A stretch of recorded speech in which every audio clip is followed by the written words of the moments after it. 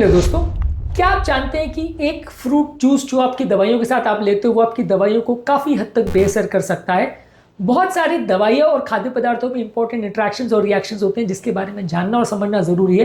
नहीं तो आप समझ नहीं पाओगे कि कभी दवाई असर कर रही है, कभी नहीं, कभी बीपी बढ़ रहा है, कभी नहीं, क्यों ये रिएक्शंस हो रहे हैं। और अक्सर इन रिएक्शंस और इंट्रैक्शंस के बारे में डॉक्टर्स भी आपको नहीं बता पाते हैं या आपको भी जानकारी नहीं होती है।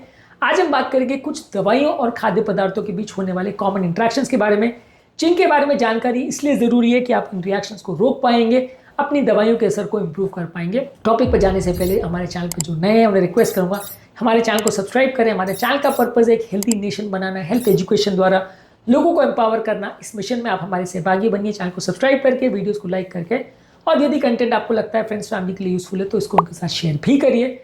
यदि आप हमारे साथ वीडियो के एंड तक बने रहते हैं तो हमारी ओपीडी की कुछ इंटरेस्टिंग स्टोरीज, कुछ साइंटिफिक फैक्ट्स और स्टडीज, हमारा प्रैक्टिकल एक्सपीरियंस, प्रैक्टिकल यूटिलिटी के कुछ पॉइंट्स और हमारा फाइनल वर्डिक्ट क्या है, ये सारी चीज़ें आपको बताऊंगा। तो बने रहिए हमारे साथ वीडियो के एंड तक।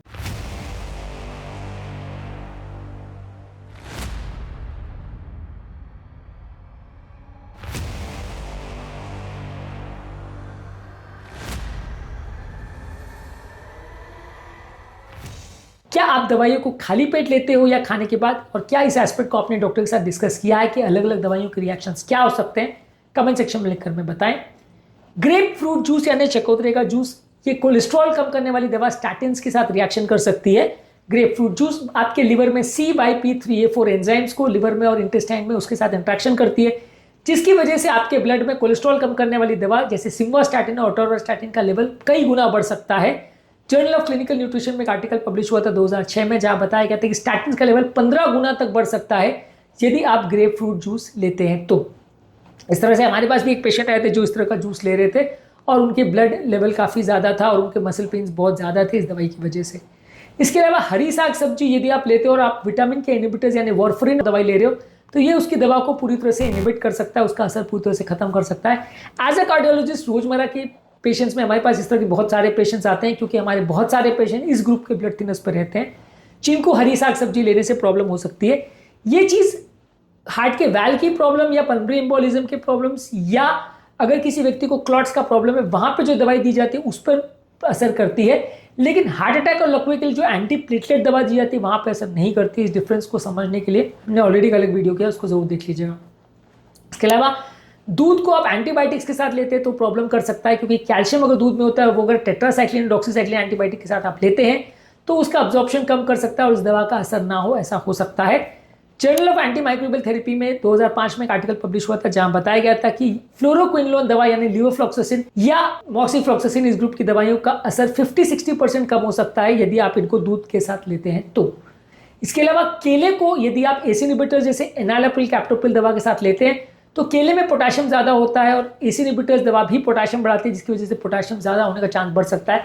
तो जो खाद्य पदार्थ जैसे केले, नारियल पानी, आलू, शकरकंद, जो भी चीज़ों में पोटेशियम ज़्यादा होता है वो आपको उन दवाइयों के साथ नहीं लेना चाहिए जो पोटेशियम बढ़ाती हैं, जैसे एसी इनहिबिटर्स और जैसे स्पाइनोलेक्टोन एंटागोनिस्ट। ये दोनों ही हार्ट फेलियर और बीपी की दवाइयाँ हैं।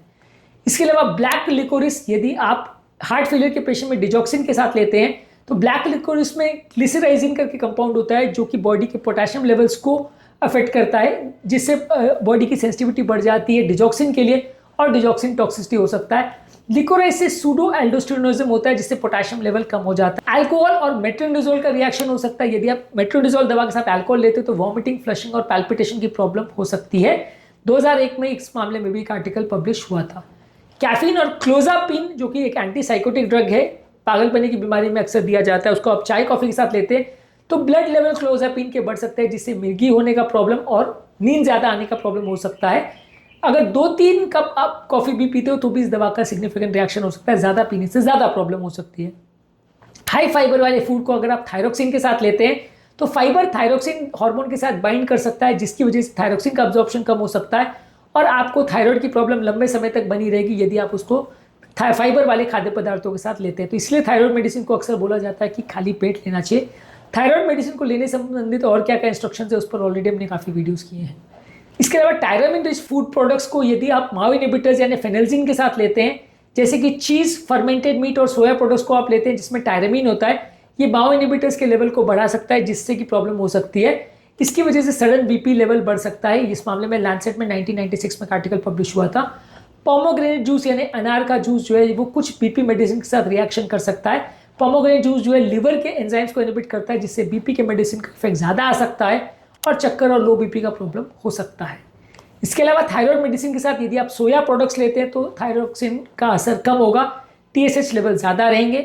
क्रैनबेरी जूस को आप वार्फरिन के साथ लेते हो तो एंटीकोएगुलेशन यानी खून पतला करने वाला असर बहुत ज़्यादा हो, ऐसा हो सकता है।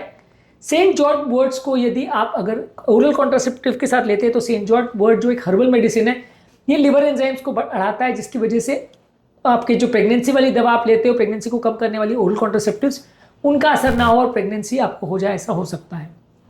हाई प्रोटीन डाइट को आप लिवोडोपा के साथ लेते हो जो कि पार्किंसोनिज्म की बीमारी है, तो ये भी कई बार आपकी इसका एफिशिएंसी दवा का कम हो सकता है, तो प्रोटीन के साथ इसको नहीं लेना चाहिए। इसके अलावा आप पोटेशियम स्पेयरिंग डाययूरेटिक्स जैसे स्पाइनोलेक्ट्रॉन और एसी इनहिबिटर्स की ग्रुप की मेडिसिन लेते हो जो कि हार्ट फेलियर और बीपी के लिए अक्सर दी जाती है। उसके साथ यदि आप नमक के सब्सटीट्यूट्स ले रहे हो जिसमें लो सोडियम और हाई पोटेशियम रहता है तो पोटेशियम लेवल्स बहुत ज़्यादा बढ़ सकता है। यदि आप अल्कोहल सिडेटिव्स को दवाइयों को अगर पेन किलर्स के साथ लेते हैं तो इससे आपका ड्राउजीनेस बहुत ज्यादा हो सकता है, मोटर स्किल्स कॉम्प्रोमाइज हो सकता है और लिवर के डैमेज का रिस्क हो सकता है। यदि आप आयरन सप्लीमेंट्स को चाय, कॉफी और कैल्शियम के साथ लेते हैं तो चाय, कॉफी में मौजूद टैनिन्स और कैल्शियम जो है वो आयरन के साथ बाइंड कर जाता है, जिसकी वजह से उनका असर का अब्जॉर्प्शन कम होता है और आयरन डेफिशिएंसी हो सकती है। विटामिन सी के साथ लेंगे तो अब्जॉर्प्शन बेटर होगा, तो विटामिन सी वाले फ्रूट जूसेस या विटामिन सी जैसे नींबू, संतरा ये सब में होता है, उसके साथ लेंगे तो आयरन का अब्जॉर्प्शन बेटर होता है। तो हमारे इस मामले में फाइनल वर्डिक्ट ये है कि बहुत सारे खाद्य पदार्थों का आपस में रिएक्शन हो सकता है दवाइयों के साथ, तो इस मामले में आपको ध्यान रखने की जरूरत है कि किस खाद्य पदार्थ को कैसे खाना है। खासकर डेयरी प्रोडक्ट्स, सिट्रस प्रोडक्ट्स, हरी साग सब्जी और हाई फैट वाले मील्स आपके खाद्य पदार्थों से रिएक्शन कर सकते हैं। इसको आपको ध्यान रखना है। कौन कौन सी आपकी जूसेस हैं जो आपकी बॉडी के एंजाइम्स को अफेक्ट करती हैं, उसको आपको ध्यान रखना है। आयरन सप्लीमेंट्स को विटामिन सी के साथ ले सकते हैं, लेकिन चाय, कॉफी के साथ मत लीजिए। ब्लड थिनर जैसे वार्फरिन को आप हरी साग सब्जी के साथ मत लीजिए। कीटाणुनाशक दवाइयों को आप दूध के साथ मत लीजिए। ज़्यादातर आप कोशिश करिए कि जितना पॉसिबल हो खाद्य पदार्थों को और आपके मेडिसिन को थोड़ा स्पेस्ड आउट ही रखे, साथ में ना लें अनलेस डॉक्टर ने बोला हो तो ज़्यादा अच्छा है, नहीं तो उसमें आपस में रिएक्शन होने की वजह से दवा का असर कम हो, ऐसा हो सकता है। क्या आप इन रिएक्शंस के बारे में पहले से जानते थे? कमेंट सेक्शन में लिखकर मैं जरूर बताएं। ये कंटेंट आपको उपयोगी लगा या नहीं, कमेंट सेक्शन में लिखकर मैं जरूर बताएं। तो अगली बार आप जब दवा लें तो डॉक्टर से जरूर पूछें कि पेट के खाने का इससे क्या इंटरेक्शन हो सकता है और ये आपके कौन कौन से खाद्य पदार्थों के साथ रिएक्शन कर सकता है। यदि इस नॉलेज को आप जानते हैं और इस बारे में आपको जानकारी है तो इन इंटरेक्शंस और प्रॉब्लम्स को आप बचा सकते हैं और अपनी हेल्थ को बेटर बना सकते हैं। उम्मीद करूंगा कि आज का टॉपिक में कुछ नई बातें जानने को मिली होगी। जो लोग हमारे चैनल पर नए हैं उन्हें रिक्वेस्ट करूंगा कि चैनल को सब्सक्राइब करें। हमारे चैनल का पर्पज़ है लोगों को हेल्दी बनाना, हेल्थ एजुकेशन द्वारा। इस मिशन में आप हमारे सहभागी बन सकते हैं। चैनल को सब्सक्राइब करके, वीडियोज़ को लाइक करके कमेंट सेक्शन में हमें ये कंटेंट या हमारा मिशन आपको कैसा लगा लिख के ज़रूर बताएं।